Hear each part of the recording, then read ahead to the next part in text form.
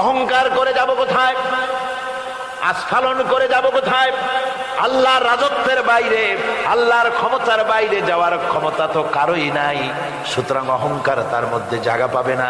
আল্লাহ পাক দুনিয়ার সমস্ত মানুষের জিনকে পরিষ্কার করে বলেছেন, ইয়া মাশারাল জিন্নি ওয়াল ইনস ইন ইসতাতা'তুম আন তানফুযু মিন আকতারিস সামাওয়াতি ওয়াল আরদ فانفذوا لا تنفذون إلا بسلطان। হে পৃথিবীর মানুষেরা আর জেনেরা, যদি সম্ভব হয় আমার আকাশের নিচের থেকে জমিনের উপর থেকে বেরিয়ে যা।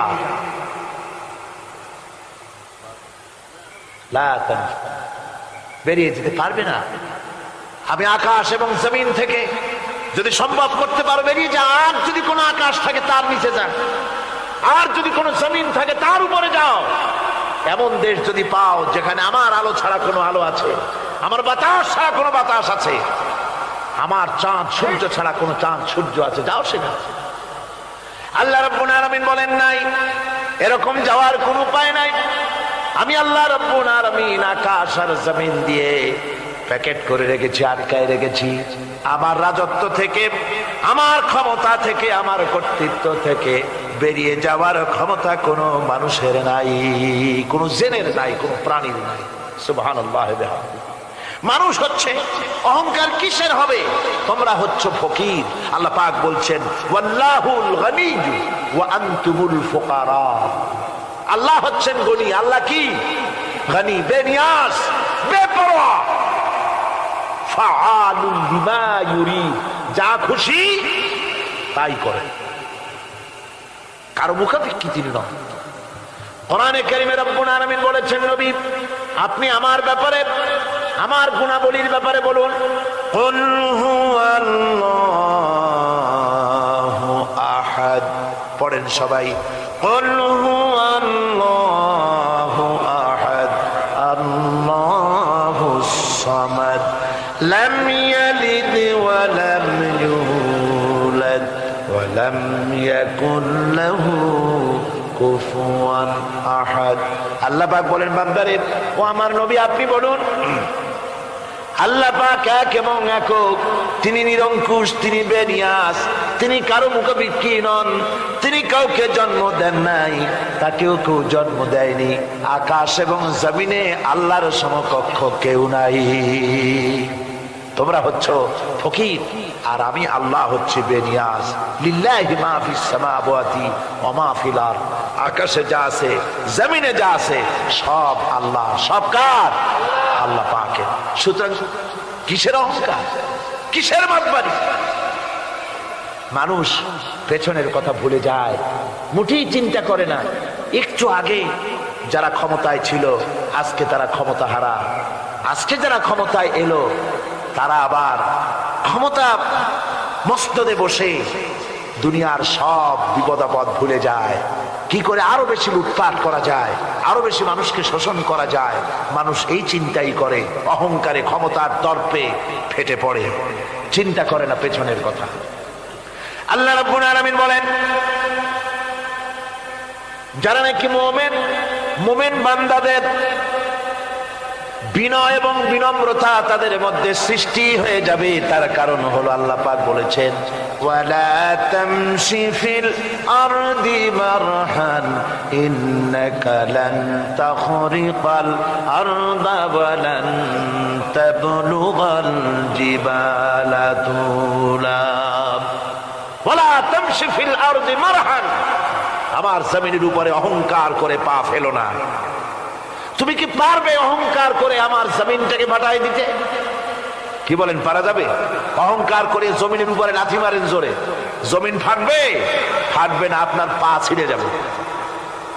আপনি কি পারবেন অহংকার করে পাহাড়ের উচ্চতা লাফ দিয়ে ছাড়াই যেতে পারবেন? তাও পারবেন। সুতরাং আল্লাহ পাকের উপরে ঈমান আনলে পরে তাদের মাথা এভাবে নত হয়ে যায়, অহংকার তাদের মধ্যে জায়গা পায় না। অহংকার কিসের? কিসের অহংকার তোমার? মানুষ তার জন্মের কথা কোরআনে কারীম বলে মানুষ কি তার জন্মের কথা স্মরণ করে না? তোমার তো এমন অবস্থা ছিল, দুনিয়ায় উল্লেখযোগ্য বিষয়বস্তু হিসাবে তুমি পরিগণিত ছিলে না। তুমি হচ্ছ, তোমার জন্মের উৎস কথা হচ্ছে এক ফোঁটা নাপাক পানি, এমন নাপাক পানি যা শরীর থেকে নির্গত হলে পরে গোসল করা ওয়াজিব হয়ে যায়। এমন এক ফোঁটা নাপাক পানি যার জন্মের উৎস, তার আবার অহংকার কিসের? পৃথিবীতে অহংকার যারাই করলো আল্লাহ পাক তাদেরকে ভালো করে দেখায় দিলেন। নমরুদকে দেখায়ছেন, ফেরাউনকে দেখায়ছেন, যুগের ছোট ছোট নমরুদ ফেরাউন যেখানে যেখানে খুঁজে খুঁজে ফেরাউন হয়েছে আল্লাহ সকলকেই দেখিয়ে দিয়েছেন, দেন নাই? দেখিয়ে দিয়েছেন। সুতরাং মাথা নিচু করে চলতে হবে, বিদ্যার বড়াই করা চলবে না। কত লেখাপড়া করেছো তুমি? এমএ পাস করেছো, তাতে কি হয়েছে? সবে মাত্র বর্ণবোধ পড়েছো, জ্ঞানের রাজ্যে পা ঢুকিয়েছো, এখনো কিছু শেখনি। টাইটেল পাস করেছো তো কি হয়েছে? কদ্দুর শিখেছো। নিউটনের মতো মানুষ মৃত্যুর সময় বললেন, জ্ঞান সমুদ্রের বেলাভূমিতে দাঁড়িয়ে সামান্য বালু কণা নিয়ে নাড়াচাড়া করলাম, অথই সমুদ্রের কিছুই দেখতে পারলাম না। শেখ সাবির রহমতুল্লাহ আলাইহি ইন্তেকালের সময় বলেছেন, মালুম শোধ কি হিচ মালুম না শোধ, সারা জীবন সাধনা করে বুঝিলাম ইহা যে কিছুই বুঝিলাম না। এগুলি হচ্ছে জ্ঞানীদের কথা। আর কোন রকম ইউনিভার্সিটির বারান্দা দিয়ে 3-4 দিন হাঁটছে, কয় যে সব বুঝি। কি বুঝছো? কয় দেয়ার ইজ নো গড, স্রষ্টা বলতে কেউ নেই। পাগল কি এর কাছে ধরে মিয়া? সুতরাং বিদ্যার বড়াই চলবে না, স্বাস্থ্যের বড়াই চলবে না, অর্থের বড়াই চলবে না। অর্থের বড়াই করবে, কত অর্থ তোমার হয়েছে? আল্লাহ যদি ইচ্ছে করেন ব্রেনের মধ্যে, মগজের মধ্যে এমন টিউমার করে দিবেন, মগজের মধ্যে এমন ক্যান্সার করে দেবেন, হার্টের ভিতরে এমন ক্যান্সার লাগায় দিবেন, 14 গোষ্ঠী বিক্রি করলে ঔষধের পয়সা হবে না। পারবে কিনা আল্লাহ কন? জোরে বলবেন পারবেন কিনা? এমন বহুত অসুখ আছে ডাক্তাররা বোঝেই না ঔষধ দেবে কি, কি রোগ ডাক্তাররাই বোঝেন। এগুলি ইংল্যান্ড এবং আমেরিকায় যখন যাই সেখানে বহুত লোক দোয়া নিতে আসে, কয় যে হুজুর দোয়া করেন, দীর্ঘদিন পর্যন্ত রোগে ভুগতেছি। কি রোগ? অমুক রোগ। তাই এখানে এত মডার্ন মেডিকেল সায়েন্স এত উন্নত হয়েছে, ডাক্তাররা কি কয়? কয় ডাক্তাররা ব্লাড, স্টুল, ইউরিন, কুষ্ঠশুদ্ধা টেস্ট ফেস্ট করিয়া কয় যে বুঝি না কি হয়েছে।